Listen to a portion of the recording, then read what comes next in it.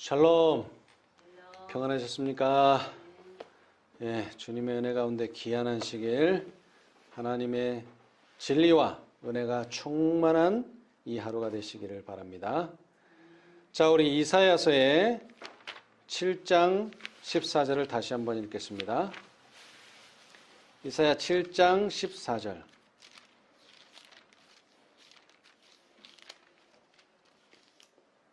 그러므로 주께서 친히 징조로 너희에게 주실 것이라. 보라, 처녀가 잉태하여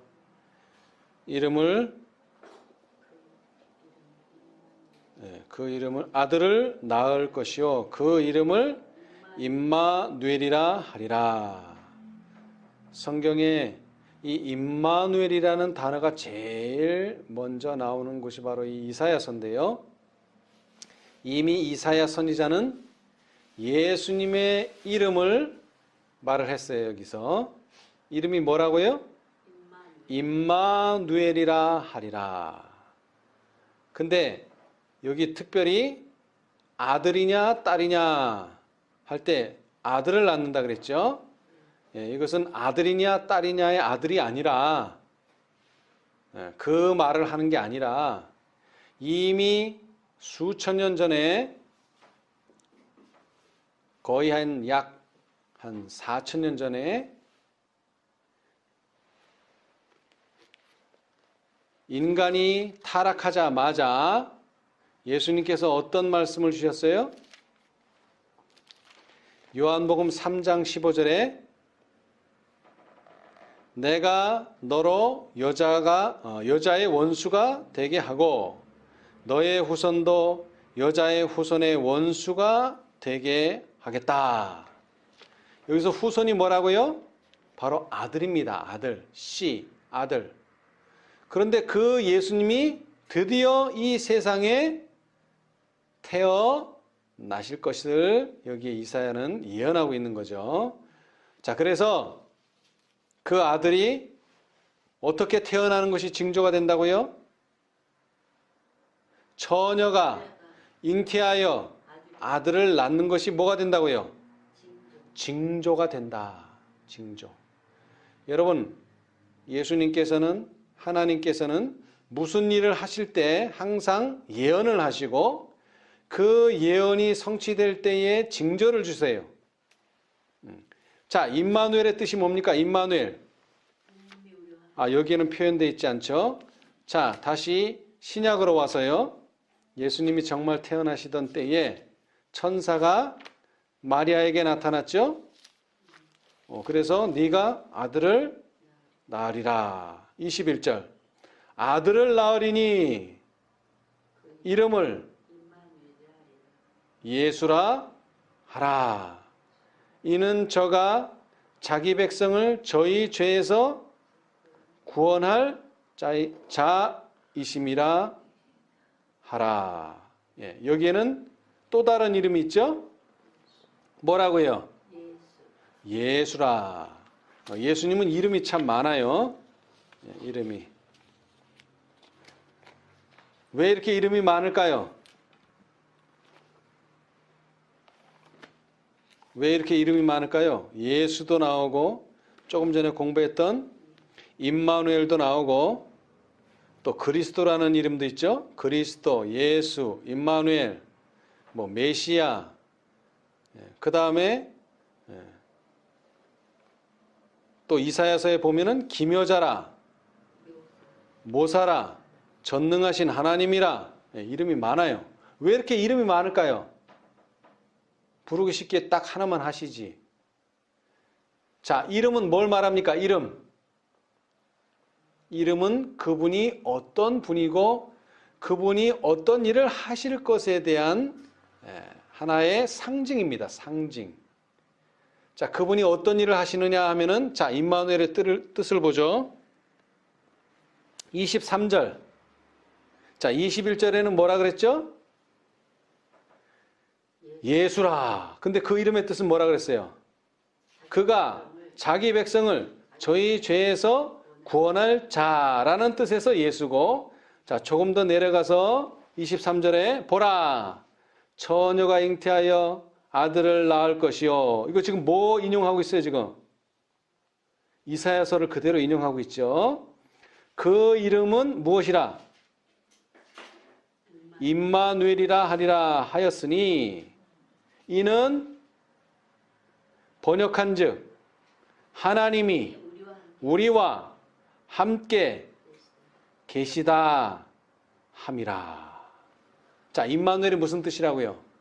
하나님이 우리와 함께 계시다. 여러분, 아이들이 싸울 때 말이에요. 싸울 때 아주 싸움 잘하는 자기 친형이 있다. 그러면 어떻게 할까요? 그 친형과 같이 갈 때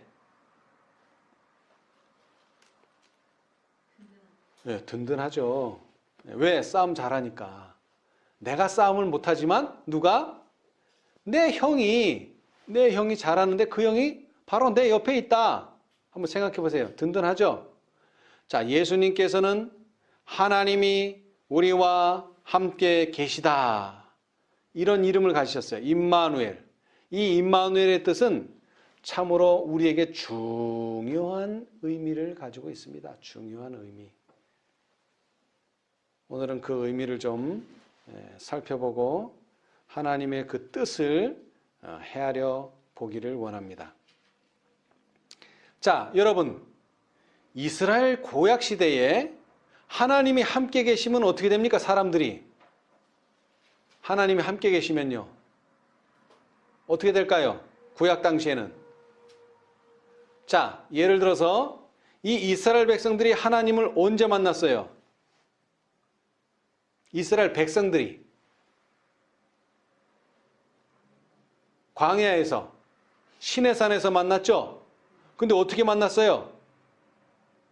아주 무서운 광경 가운데서 만났죠? 막 번개가 치고 천둥이 치면서 사람들이 다 거기를 쳐다볼 수 없는 검은 구름이 싹 덮인 곳에서 십계명을 받게 됐어요. 구약 당시에는 하나님 만나기가 참 어려워요.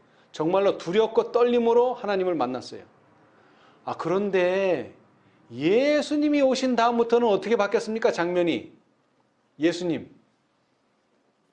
어린 아이들도 좋아하고요. 모든 사람들이 그분을 만나는 것을 그렇게 두려워하지 않았어요. 너무나 친근하게 예수님을 만날 수가 있었습니다. 왜 그랬을까요? 여러분, 이걸 잘 생각하셔야 돼요. 왜 예수님은 만나기가 쉬웠는데 왜 구약의 여호와는 만나기가 그렇게 어려웠을까요? 뭐 어렵다기보다는 좀 두려웠을까요? 무서웠을까요? 사람들이 하나님 만나기를 왜 두려워했을까요? 그것은 구약의 하나님은 신성을 그대로 가지고 만나는 거고 신약의 예수님은요 신성이 있기는 있는데 어디 속에 감춰 있어요? 육체 속에 감추어져 있기 때문에 우리는 누굴 만나는 거예요? 그냥 사람을 만나는 거예요. 예수라고 하는 사람을. 그렇기 때문에 누구나 예수님을 만나는 것이 그렇게 어렵지가 않았어요. 바로 이것이 예수님이 이 세상에 오신 이유입니다. 자, 우리 시대의 소망. 시대의 소망 19페이지. 시대의 소망 19페이지.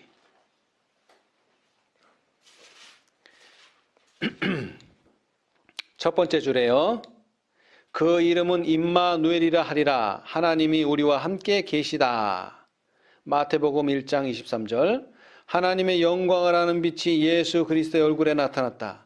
영원한 시대로부터 주 예수 그리스도는 아버지와 일체이셨다. 이 아버지와 일체라는 말은 예수님도 뭐셨다? 하나님이셨다. 하나님이셨다는 뜻이에요. 그분은 하나님의 형상이요 하나님의 위대하심과 위엄하심의 모습이며 그의 영광의 광채이셨다. 그분이 이 세상에 오신 것은 이 영광을 나타내시기 위함이었다. 그분은 죄로 어두워진 이 세상에 하나님의 사랑의 빛을 드러내시려고 곧 우리와 함께 계시는 하나님이 되시려고 오셨다. 그러므로 그 이름은 임마누엘이라 하리라고 그분에 대하여 뭐가 되었다? 예언되었다. 자, 이제 예수님께서 이 세상에 나타나실 것인데 예수님이 오신다고 뭐 돼 있다고요? 예언이 돼 있어요. 근데 어떤 모습으로 오신다고 예언이 돼 있어요? 인간의 육체를 가지고 오신다. 이렇게 뭐가 돼 있다고요?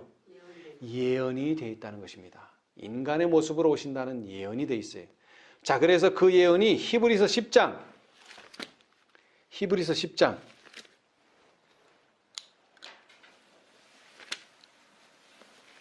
자, 히브리서는 히브리인들을 위해서 주어진 성경책이에요. 서신이에요.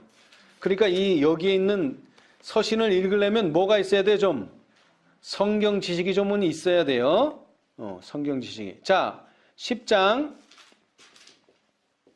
5절. 그러므로 세상에 임하실 때에 누가 임하실까요? 예수님께서, 하나님께서 임마누엘로 세상에 오신다고 했는데 세상에 오실 때에 그분이 하는 일이 뭐냐? 하나님이 뭐를? 제사와 예물을 원치, 10장 5절, 원치 아니하시고 오직 나를 위하여 한 몸을 뭐 하셨도다?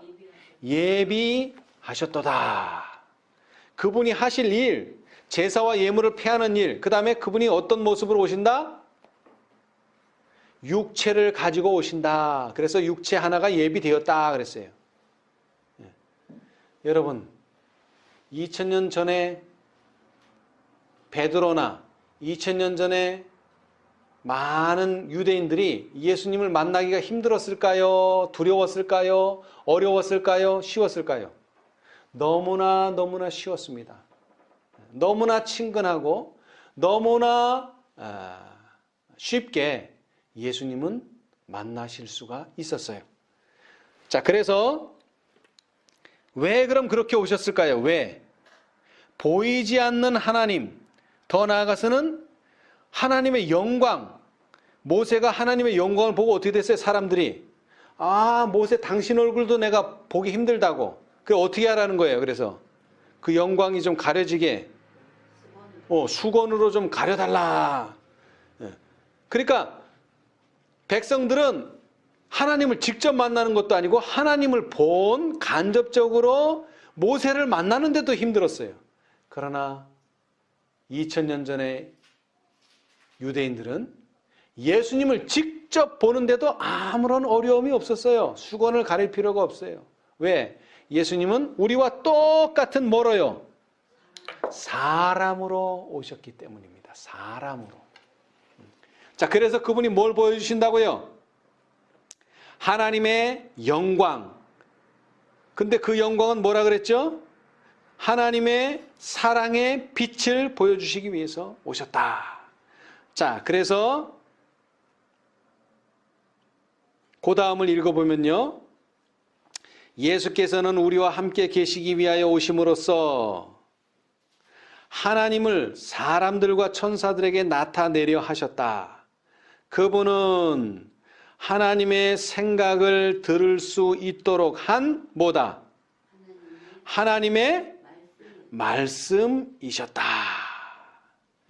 말씀이셨다는 거예요. 이 말씀이셨다는 말은 여러 가지 의미가 있는데요. 예수님 자신이 말씀이에요. 요한복음 1장에 뭐라 그랬어요? 요한복음 1장. 태초에 말씀이 계시니라. 이 말씀이 하나님과 함께 계셨으니 이 말씀은 곧 하나님이시니라. 그런데 말씀이라는 것을 통해서 하나님을 보게 됐는데 그 하나님을 보게 된 것은 다름이 아니라 말씀 자체를 성취시키는 분으로서 예수님이 존재했다는 거예요.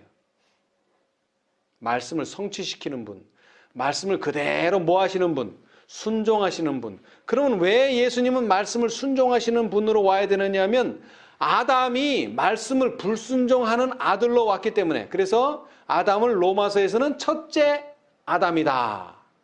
그 첫째 아담이 뭘 보여줬느냐? 하나님의 율법은 지킬 수 없다. 이걸 보여줬어요.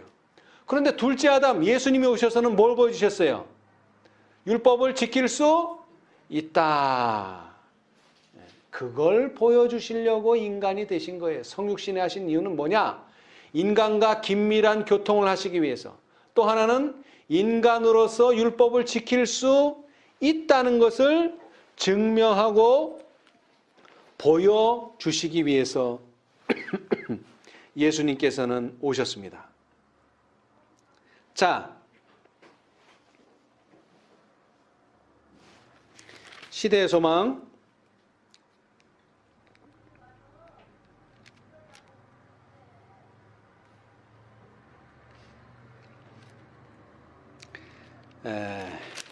23페이지, 구속의 역사 592페이지. 592페이지 왼쪽 단 밑에서 하나, 둘, 세 번째. 그분께서 사람의 장막 곁에 장막을 치신 것은 우리 가운데 거하여 우리로 뭐 하도록? 당신의 거룩한 품성과 생애에 뭐 하도록? 친숙하도록 만드시기 위해서였다. 여러분, 요한은 예수님과 가장 교제를 많이 한 사람입니다. 교제가 뭐죠? 대화를 나누고 같이 생활하고 이런 것을 교제라고 그러죠. 만난 시간이 아마 12제자 중에서는 가장 많은 것 같아요. 그래서 요한은 강조하기를 하나님은 사랑이신데 하나님이 사랑이신지를 내가 어떻게 알게 됐느냐? 하나님을 자꾸 만나다 보니까 뭐라는 걸 알았다는 거예요. 하나님은 사랑이라는 걸 알았다는 거예요. 근데 하나님을 안 만나거나 하나님과 교제를 안 하면 하나님이 사랑이신 줄을 알 수 있어요? 없어요? 없죠. 없어요. 그래서 예수님께서는 우리와 교제를 나누시기 위해서 뭐를 쓰셨다고요? 인성을 쓰셨다는 겁니다. 인성을. 인간이 되셨다는 거예요. 그래서 하나님의 품성을 보여주고 하나님의 생애를 보여주시고, 그래서 결국에는 이 하나님의 생애와 이 하나님의 품성이 우리로 하여금 뭘 할 수 있도록요? 예수님과 같아질 수 있도록 길을 만들어 놓으셨다는 거예요. 자, 우리 시대의 소망 24페이지. 시대의 소망 24페이지. 구속의 역사 592페이지, 그 24라고 쓴데 거기서 한 줄 내려가서 예수께서 우리와 함께 거하기 위해 이 세상에 오셨으므로 우리는 하나님께서 우리의 시련을 잘 아시고 우리의 슬픔을 동정하신다는 것을 안다. 아담의 모든 자손들은 우리의 창조주가 죄인들의 친구이심을 알 수 있다. 이는 구주의 지상생애 가운데 나타난 모든 은혜의 교훈과 모든 기쁨의 약속과 모든 사랑의 행위와 모든 거룩한 이끄심을 통하여 하나님이 우리와 함께 계심을 우리가 보기 때문이다. 여러분, 결혼식에 가면요, 주례사에서 항상 빠지지 않는 게 있죠? 주례하시는 분들이 100이면 100 빠지지 않는 말이 있어요. 뭡니까? 기쁠 때든지 슬플 때든지 검은 머리가 팥뿌리가 되도록 뭐하라? 서로 사랑하라. 또는 함께 하라. 이런 말을 해요. 그 말의 의미가 뭡니까? 임마누엘이래, 임마누엘. 하나님은 뭐라고요? 하나님께서 우리와 함께 거하기 위해 이 세상에 오신 이유가 뭐냐? 뭐겠어요?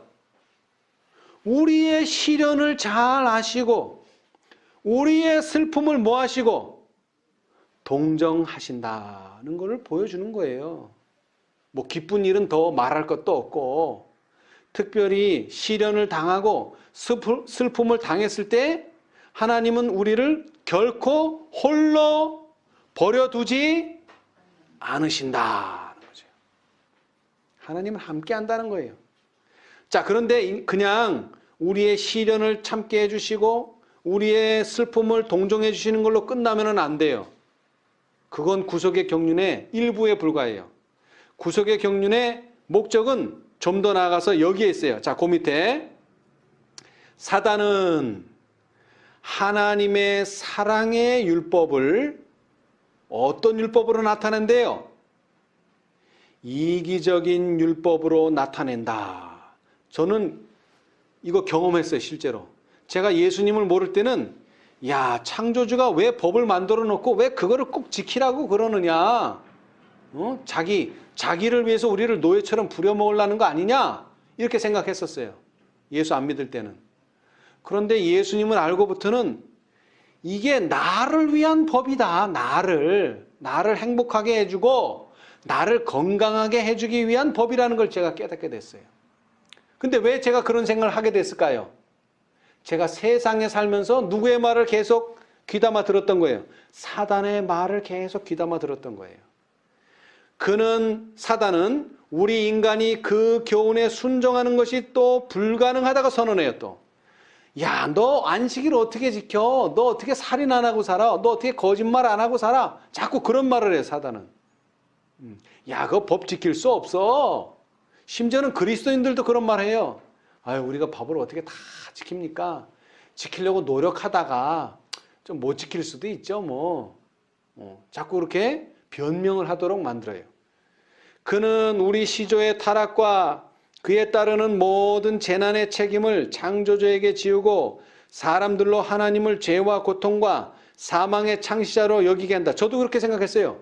아니, 아담과 하와를 왜 만들어가지고 죄 짓는데 가만둬가지고 그렇게 죄를 짓게 만들었느냐? 그거 하나님이 잘못했다고. 그거 딱 막았어야지. 저도 그렇게 생각했어요. 자, 그런데 왜 하나님이 그걸 막지 않으셨죠? 왜 하나님이 죄 짓는 걸 가만두셨어요? 죄 짓도록. 인간은 뭘 가졌어요? 자유의지를 가졌어요. 자유의지. 만약 하나님께서 어떤 기계를 만들었는데 그 기계가 잘못돼서 사람이 죽었다 그러면 책임을 누가 져야 돼요? 그 기계 만든 사람이 책임을 져야죠. 쉬운 말로 어떤 사람이 담벼락을 쌓았어요. 근데 그 담벼락이 갑자기 무너졌어. 뭐 지진도 안 났는데 부실하게 만들어가지고. 그러면 그 담벼락에 깔린 사람을 누가 책임져 줘야 돼요? 그 담벼락 쌓아 올린 사람이 책임져야죠. 잘못 쌓았으니까, 부실하게 쌓았으니까. 그죠? 그런데 하나님께서는 담벼락을 부실하게 쌓지를 않았어요. 완전하게 쌓았어요. 인간을 완전하게 창조했어요. 근데 죄는 누가 지은 거예요? 인간 본인의 의지, 아담 자신의 의지에 의해서 그렇게 된 거예요. 그러니까 하나님은 책임이 없어요. 그런데 사단은 뭐라고 말해요? 사람을 만든 하나님이 잘못이 있다고. 법을 만든 하나님이 잘못이 있다고. 우리가 지킬 수 없는 법을 만드셨다고. 그분은 우리 중 하나가 되어. 자, 그런데 예수께서는 이런 기만을 폭로하실 것이었다. 예수님이 왜 오셔야 돼요? 사단의 그런 기만을 폭로해야 돼요. 그분은 우리 중 하나가 되어 순종의 모본을 보이실 것이었다. 이 일을 위하여 그분은 인성을 취하시고 우리의 삶을 체험하셨다. 그러므로 저가 범사의 형제들과 같이 되심이 마땅하도다. 만일 우리가 예수께서 겪지 않으신 어떤 일을 겪어야 한다면 사단은 이 점에 대하여 하나님의 능력이 우리에게 충분하지 않다고 주장할 것이다. 자, 이 말이 무슨 뜻이냐 하면은 여러분이 슬픔을 당하고 시련을 당할 때 이거 나 혼자만 겪는 거라고 생각하죠. 이만한 슬픔, 이만한 시련, 다른 사람은 이해 못한다 이렇게 생각하죠. 맞아요. 다른 사람은 이해 못해요. 근데 누구는 이해해요? 예수님은 이해해요. 왜 그러냐면 만약 예수가 모르는, 예수가 알 수 없는 그런 시련을 내가 당했다면 예수가 나를 도와줄 수 있어요? 없어요? 없죠. 자기도 모르는 거를 어떻게 남을 도와줘? 자기가 알아야지 도와주지. 그렇죠? 그래서 예수는 우리가 당하는 모든 시험들을 시시콜콜하게 다 경험하지 못하더라도 그 모든 시험을 이길 만한 그런 시험을 당해야 돼요. 소위 말하면 어떤 시험? 겟세마네의 시험, 이런 걸 통과하셔야 돼. 여러분, 겟세마네 우리는 문턱에도 못 가요. 우리는 문턱에도 못 가요. 여러분, 겟세마네 시험이 뭐예요? 나의 죄예요? 우리 모든 인류의 죄예요? 인류의 죄를 예수님께서 지고 간 거예요. 내 죄를 지고 간 게 아니에요. 내 죄만 지고 간 게 아니에요. 모든 이 세상에 아담 이후로 태어난 모든 사람의 죄를 지고 갔어요. 근데 우리는 뭐 죄 가지고도 힘들어요? 내 자신의 죄 가지고도 나는 힘들어요. 근데 예수님은 그런 죄가 아니야. 뭐예요? 우리보다 훨씬 더 많은 우리 모두의 죄를 지셨다는 거예요. 그래서 우리 죄 정도는 뭐 해줄 수 있어요? 용서해 주실 수 있을 뿐만 아니라 이 죄를 이길 능력도 주실 수가 있어요. 자, 그 얘기를 하는 거예요. 그러므로 예수께서는 모든 일에 우리와 한결같이 시험을 받으셨다. 그분은 우리가 당하는 모든 시험을 뭐 하셨어요? 겪으셨어요. 우리가 당할 모든 시험을. 그분은 우리에게 값없이 제공되지 않은 능력은 당신 자신을 위하여 조금도 사용하지 않으셨다. 여러분, 이거 참 중요한 말입니다. 자, 다시 얘기합니다. 그분은 우리에게 값 없이 제공되지 않은 능력은 당신 자신을 위하여 조금도 사용하지 않으셨다. 이게 무슨 뜻입니까? 자, 이거 지금 부정문이에요.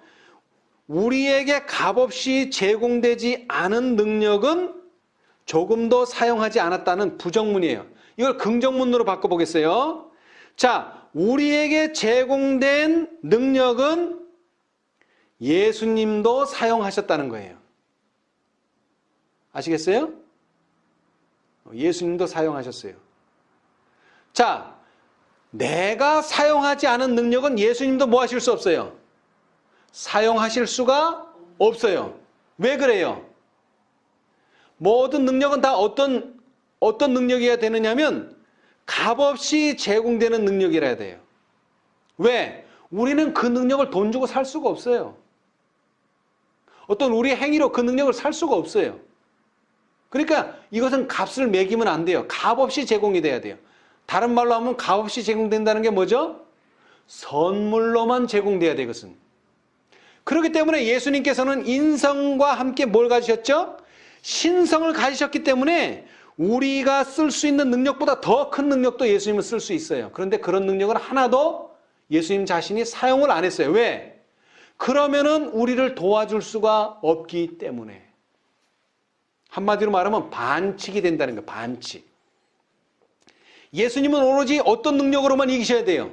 우리가 사용할 수 있는 능력으로만 이기셔야 돼. 우리가 사용할 수 없는 능력으로 이기시면 그건 반칙이에요.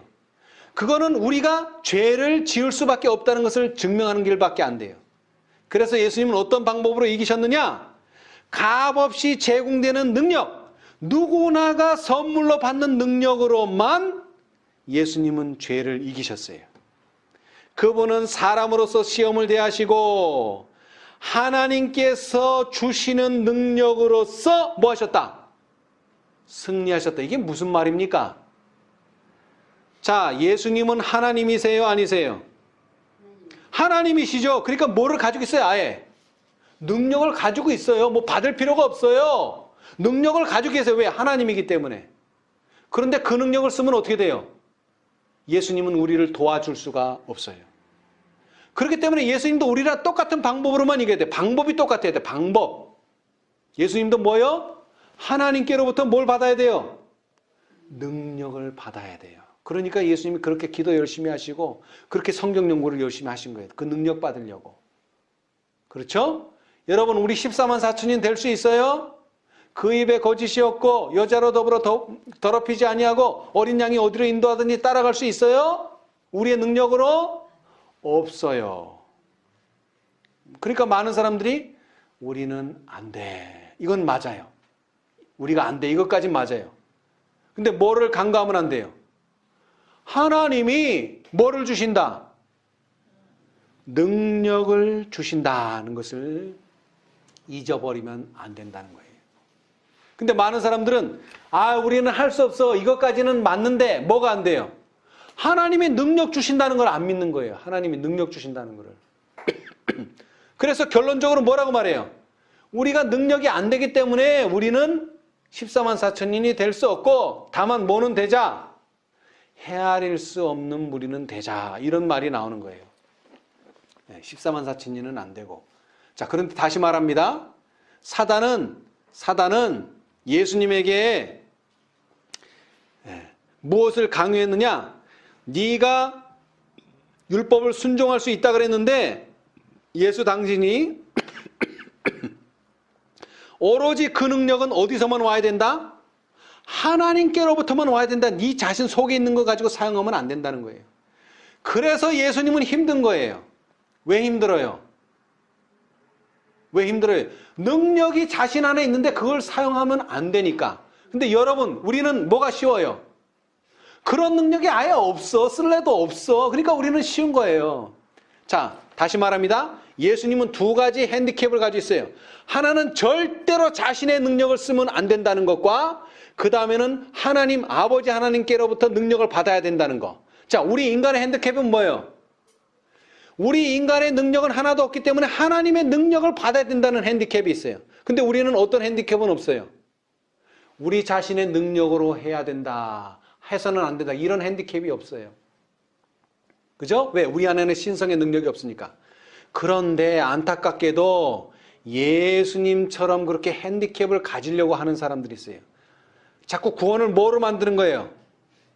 행위의 결과. 자, 내가 구원을 안식일을 지켜서 얻는다고 말하는 사람들이 자꾸 생겨나는 거예요. 구원을 얻으려면 뭐 해야 된다고요? 너 안식일 지켜야 돼. 구원 얻으려면.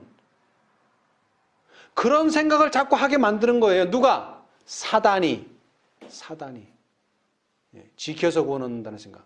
예수님의 그것과는 좀 다르지만, 자, 다시 말하지만 예수님은 아버지 하나님의 주신 능력을 받아야 돼요. 자, 근데 14만 4천이 우리 어떻게 된다고 배웠죠? 내 능력으로 안 되니까 어떻게 하라 그랬어요? 자, 요한계시록 7장 10절 주소. 그 뭐라 그랬어요? 무슨 능력? 하나님께서 주신 능력. 거기 나오잖아요. 그죠? 하나님께서 우리에게 주신 모든 능력을 가지고 되자는 거예요. 모든 능력. 근데 이 능력은 다 어디서 왔어요? 하나님께로부터. 예수님이 이 세상에 사셨는데 우리가 똑같이 사셨다는 거예요. 그래서 그때 당시 유대인들이 야, 인간이 어떻게 율법을 다 지켜? 그거 있을 수 없는 일이야. 그럴 때 예수님이 뭐라 그랬어요?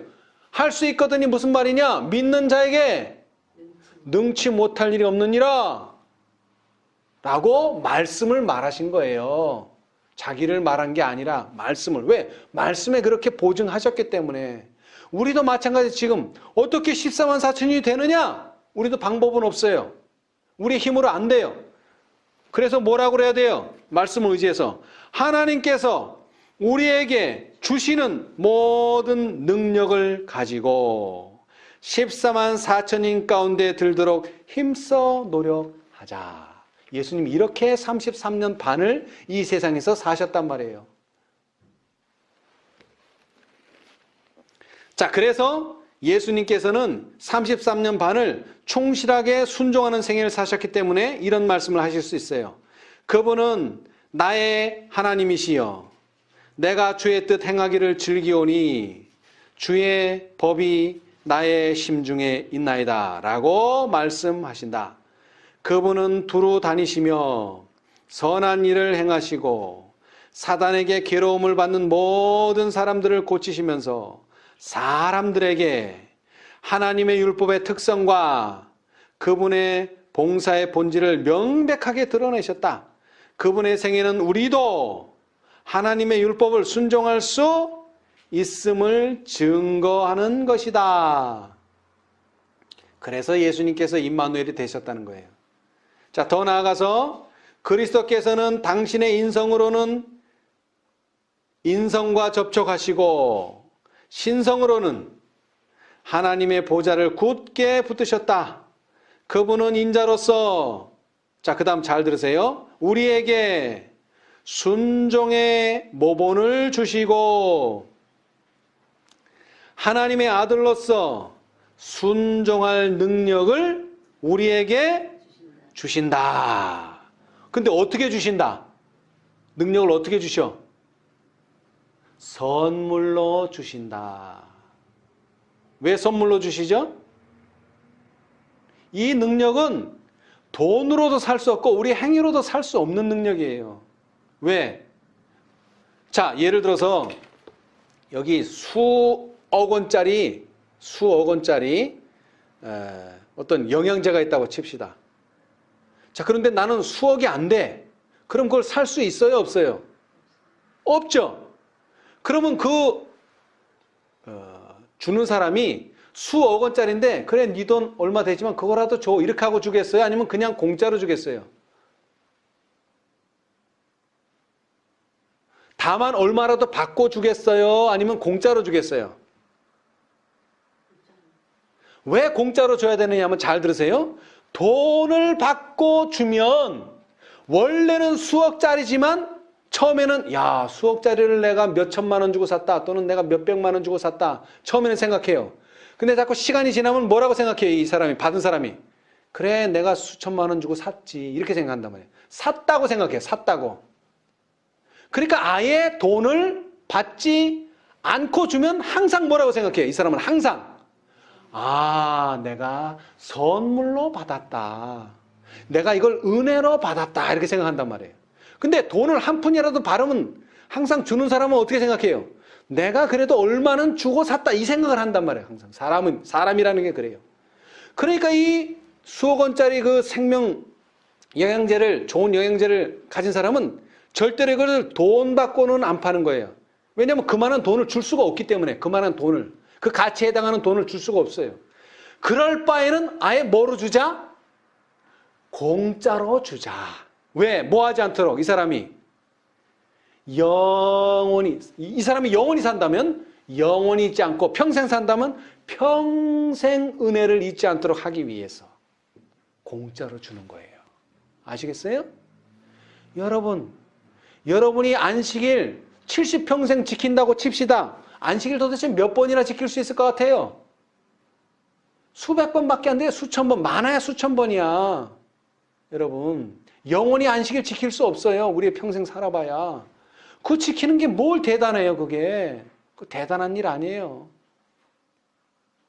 아시겠어요? 여러분, 우리 인간의 행위를 높이지 않고 하나님의 영광을 높이는 일을 해야 된단 말이에요. 아시겠어요? 안식일을 높이는 건 좋은데 안식일을 왜 높여야 되느냐면 하나님의 영광을 위해서 높여야 되는데 지금 재림교회에서는 안식일을 높이긴 높이는데 안식일만 높이고 예수가 높임을 받지 못해요. 왜? 전도를 할 때 예수는 전하지 않고 안식일만 전하기 때문에 그래요. 그럴 바에는 아예 안식일을 안 전하는 게 낫다 이 말이에요. 아시겠습니까? 이것은 매우 중요합니다. 오늘날 왜 하나님의 복음이 능력을 잃었느냐? 예수를 높이지 않기 때문에 그래요. 예수를 높여야 되는데 예수를 높이지 않기 때문에 하나님께서 우리에게 주신 이 놀라운 구원, 임마누엘의 하나님을 높이지 않기 때문에 그렇게 되는 거예요. 자, 다시 말합니다.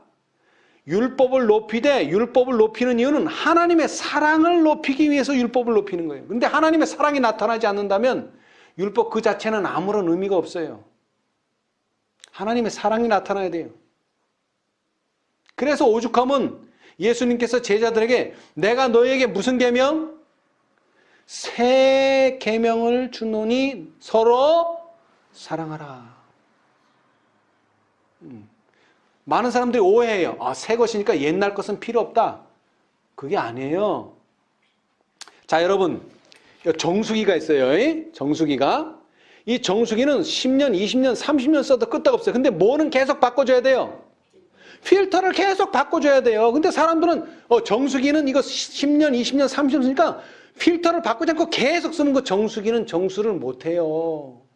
이 필터는 계속 바꿔줘야 되는 거예요. 필터를 바꿔줘야 돼. 여러분, 새 계명을 준다 그래서 필터를 바꾼 거지 그 계명 자체가 바뀐 게 아니에요. 십계명이 사라진 게 아니라고요. 십계명이 사라지지 않았어요. 그 정수기 자체는 그대로 있어요. 왜? 이건 사랑의 율법이기 때문에. 근데 전에 사람들은 사랑은 온데간데 없고 안식일을 지켜. 부모를 공경해. 근데 부모를 공경하긴 공경하는데 사랑하는 마음은 없어. 그냥 공경하라니까 공경하는 거야. 안식일 지키라니까 지키고 안식일을 지키는 기쁨도 없이 그냥 지키라니까 지키고 우상을 섬기지 말라니까 섬기지 않고. 그런 신앙은 우리를 뭐하게 만들 수 없다?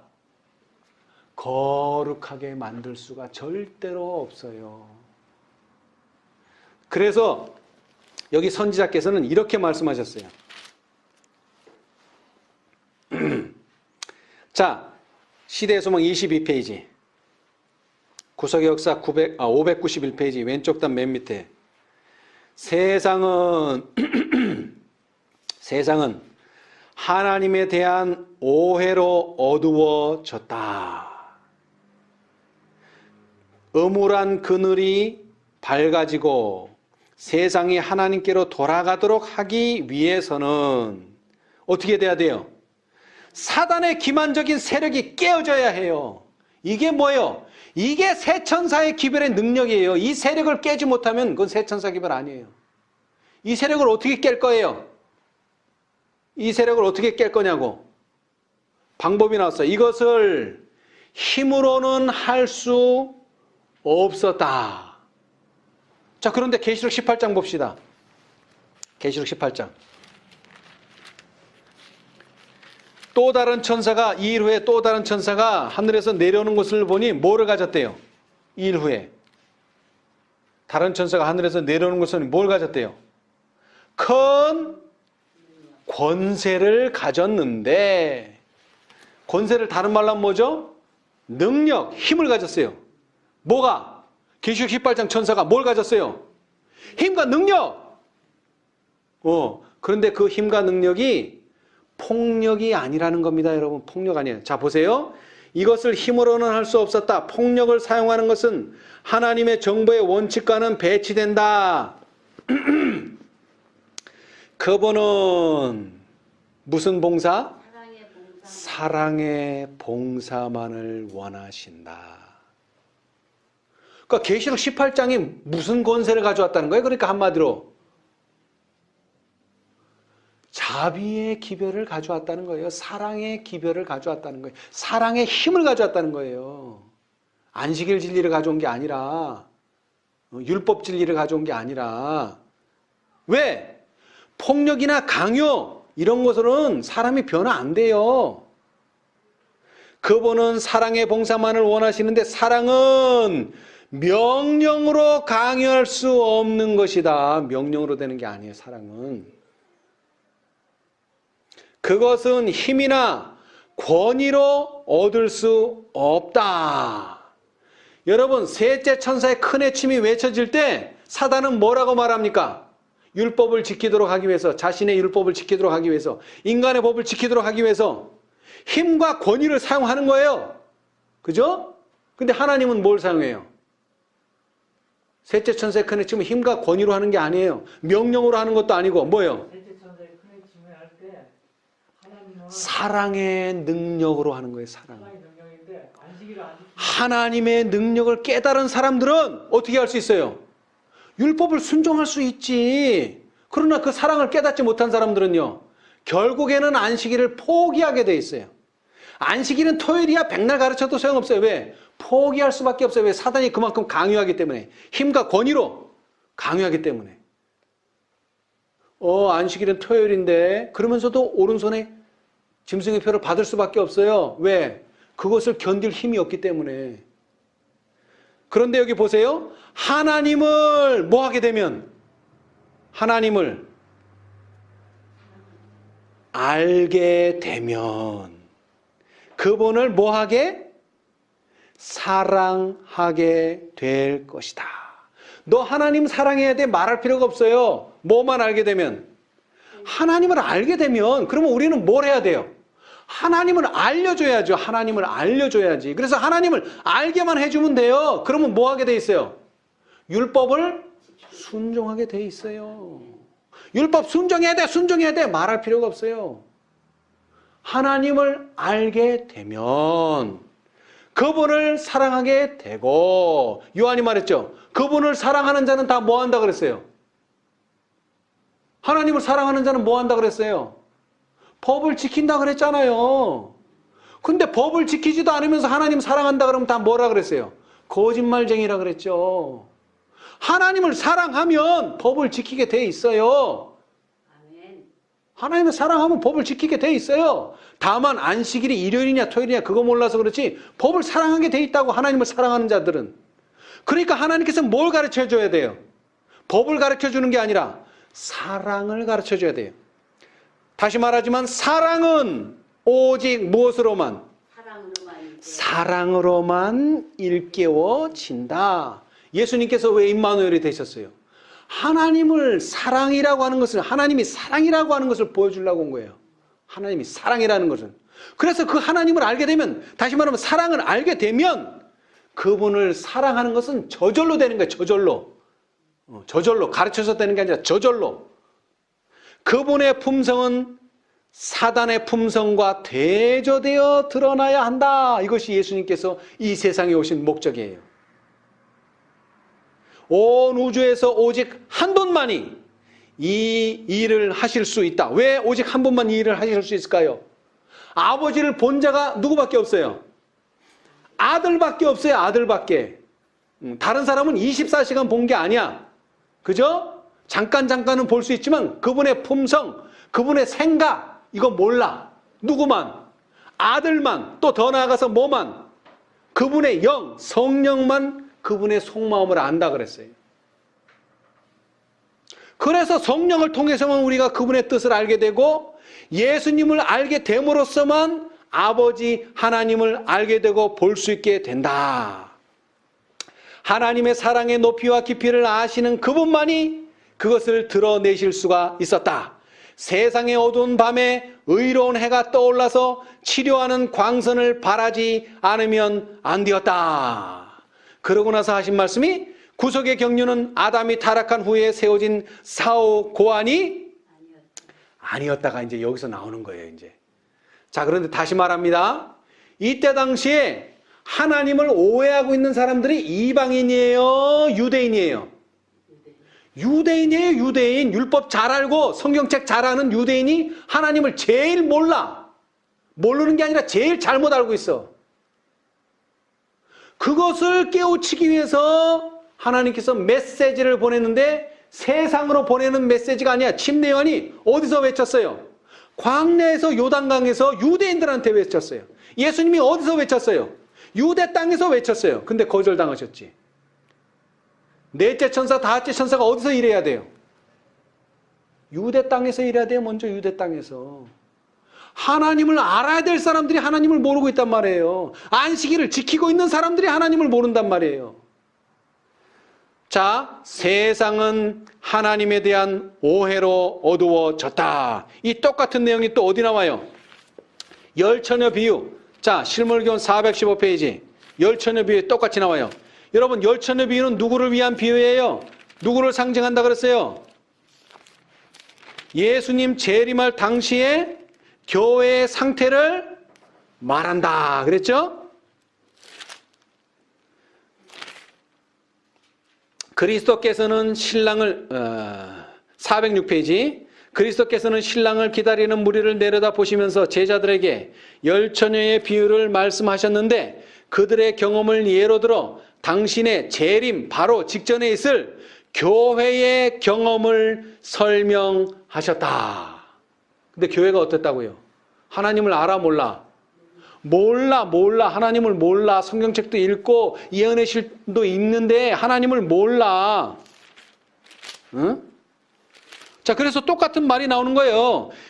415페이지 왼쪽 단 맨 밑에 구속역사 1172페이지 이 세상을 덮고 있는 어두움은 하나님께 대한 오해의 어두움이다. 사람들은 하나님의 품성에 대한 지식을 잃어버리고 있다. 하나님의 품성은 잘못 이해되고 그릇 해석되고 있다. 이러한 때에 하나님께서 주신 기별이 전해져야 한다. 이 기별은 광범위한 감화력과 구원의 능력을 가지고 있다. 하나님의 품성이 널리 알려지게 해야 한다. 이 세상에 하나님의 영광의 빛, 곧 그분의 인자와 긍휼과 진리의 빛을 비춰 주어야 한다. 그리고 한 단락 지나가서 신랑의 오심을 기다리는 자들은 백성들에게 너희 하나님을 보라고 외쳐야 한다. 세상에 비칠 마지막 자비의 빛, 곧 세상에 전파되어야 할 마지막 긍휼의 기별은 뭐라고요? 하나님의 사랑의 품성을 드러내는 것이다. 신랑의 오심을 기다리는 자들은 백성들에게 너희 하나님을 보라고 외쳐야 한다. 세상에 비칠 마지막 자비의 빛, 곧 세상에 전파되어야 할 마지막 긍휼의 기별은 하나님의 사랑의 품성을 드러내는 것이다. 하나님의 자녀들은 하나님의 영광을 드러내야 한다. 그들은 저희의 생애와 품성을 통하여 저희를 위하여 행하신 하나님의 은혜를 나타내야 한다. 칭의. 여러분, 칭의. 여러분, 성화는 뭐라 그랬어요? 성화는 평생을 해야 되는 거야, 평생. 그건 한 번 해서 되는 게 아니야. 그런데 칭의는요, 한 번만 해서도 될 수 있어요. 그러나 우리는 한 번만 하라는 뜻은 아닙니다. 그러나 매일 이 믿음을 가지고 살아야 된다는 거예요. 이 믿음을 가지고 살아야 된다는 거예요. 하나님은 나를 순식간에 뭐 할 수 있다? 변화시킬 수 있다.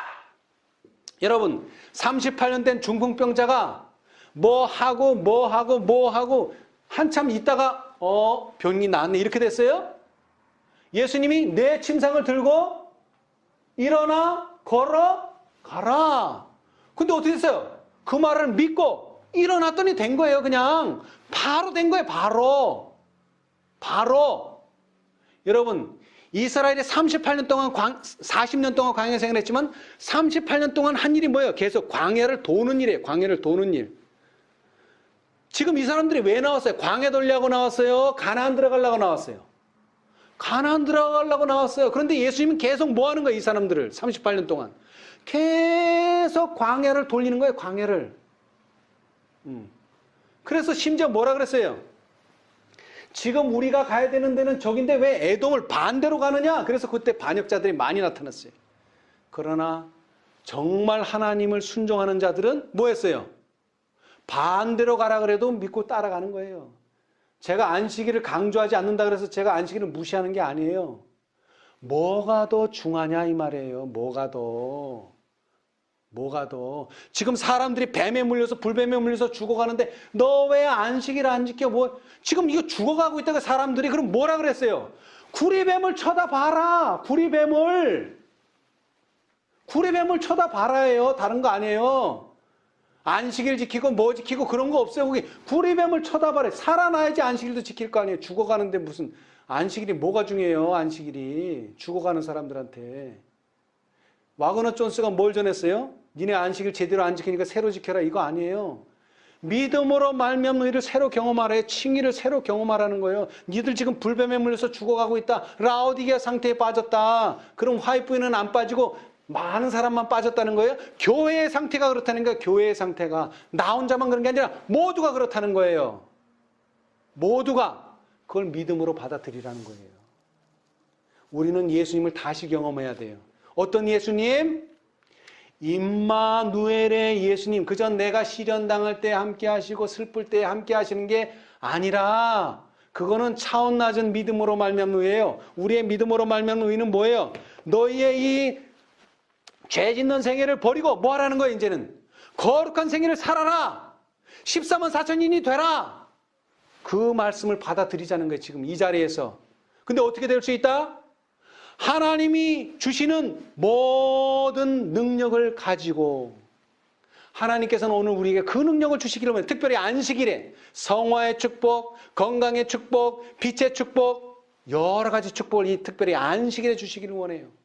이 축복을 이 안식일에 받으라는 거예요. 이 축복을 받고 너희가 죄 짓지 않는 생애를 살라는 거예요. 여러분, 창녀가 잡혀왔어요. 그것도 뭐 하다가 잡혀왔어요?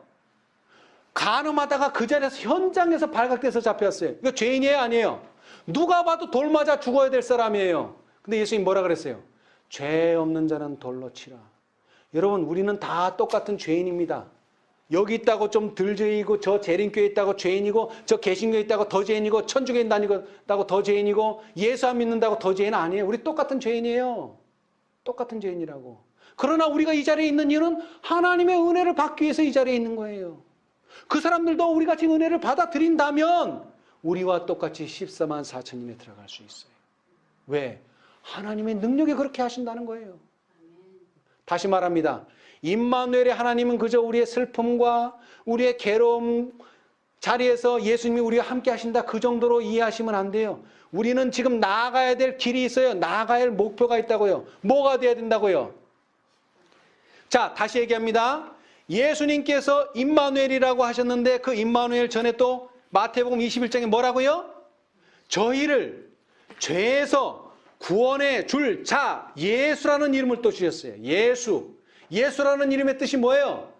이렇게 죄짓고 저렇게 죄짓다가 예수님이 오시면 다 용서해 주셔서 그냥 하늘나라 데려가겠지. 여러분 그거 아닙니다. 자, 시대의 소망 668페이지. 자, 668페이지 그 왼쪽 단 구속의 역사 887페이지 왼쪽 단 첫 번째. 그러나 그리스도의 이름으로 기도하는 것은 많은 것을 의미한다. 그것은 우리가 예수의 품성을 받아들이고 그분의 정신을 나타내며 그분의 사업을 행하여야 하는 것을 의미한다. 구주의 약속은 조건하에 주어졌다. 예수께서는 너희가 나를 사랑하면 뭐라 그랬어요? 나의 계명을 지키리라. 예수를 사랑하면 지키게 돼 있어요. 그분은 사람들을 죄 가운데서 구원하지 않고 죄로부터 구원하신다. 그러므로 그분을 사랑하는 자들은 순종함으로 그분의 사랑을 나타낼 것이다. 자, 죄를 짓는 사람들이 구원 얻습니까? 아니요. 여기 아니요라고 분명히 말했어요. 죄 가운데서는 절대 구원하지 않으십니다. 죄와 상관없는 자들만 구원을 얻는 거예요. 그러니까 죄인을 구원하러 오셨는데 죄를 계속 짓는 사람들을 구원하러 오신 게 아니라고요. 자, 다른 말로 표현하겠어요? 자, 예수님께서는 누구와 약혼하십니까? 죄인과 약혼하십니다. 죄인과 약혼하세요. 그죠? 왜? 우리 자신이 죄인이니까. 그러나 결혼은 누구하고 하세요? 결혼은 누구하고 하세요? 새 예루살렘과 하십니다. 그 말이 무슨 뜻이에요? 우리가 예수님의 주시는 능력으로, 하나님의 주시는 능력으로 변화되지 않는다면 그 사람은 구원 얻을 수 있어요? 없어요? 없어요. 없습니다. 아, 그러면 목사님 난 아직도 변화 안 됐는데요? 염려할 필요 없어요. 지금 무슨 때라고요? 보라 지금은 구원의 날이요. 보라 지금은 은혜 받을 만한 때다. 지금은 그것이 하나님의 은혜로 용서받고 회개하고 돌이킬 수 있단 말이에요. 그런데 이렇게 죄 없는 생애를 살아야 된다는 것을 강조하지 않고 그런 목표를 가지고 있지 않는 사람은 맨날 흐지부지 하는 신앙생활 하다가 언젠가는 예수님이 그냥 구원해 주시겠지. 그런 날은 절대로 오지 않는다는 것입니다, 여러분. 그러니까 우리가 믿음이 필요한 거예요, 믿음이.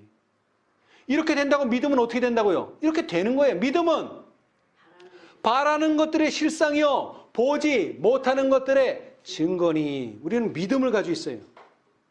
이 믿음을 잃지 말라는 거예요. 근데 세상은 자꾸 뭐라 그래? 에이, 네가 무슨 어떻게 14만 4천인데, 에이, 네가 무슨 어떻게 율법을 다 지켜. 그렇게 말해요, 세상은. 사단은 그렇게 말해요.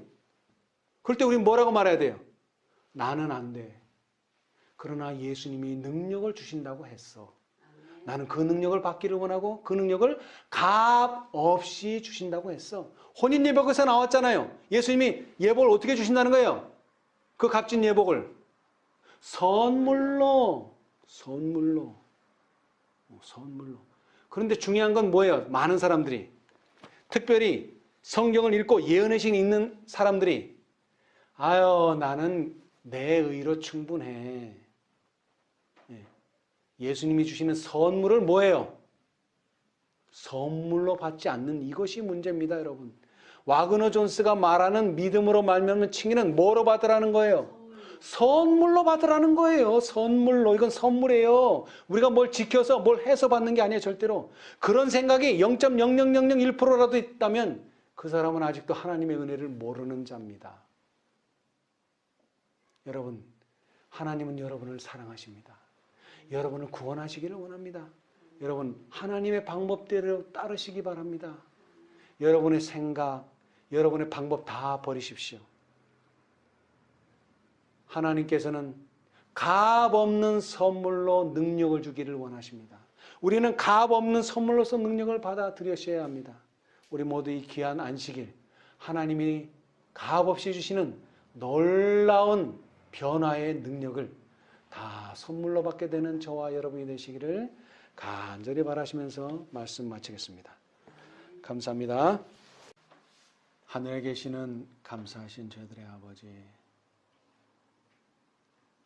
우리 주님께서 2000년 전에 이 세상에 오신 목적이 무엇인지 다시 한번 배울 수 있게 해 주셔서 감사합니다. 우리의 친구로서, 또 우리의 구세주로서, 또 우리의 동료로서 주님께서 이 세상에 오셨습니다. 우리가 힘들고 어려울 때 우리의 옆에 계시며 우리의 슬픔과 시련을 잘 이해하신다고 하셨습니다.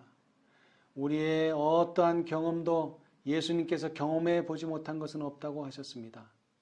그러나 이것과 함께 예수님께서 율법을 순종할 수 있는 모본을 우리에게 주셨고, 또 그런 모본을 통하여 우리에게 순종할 능력까지도 주셨습니다.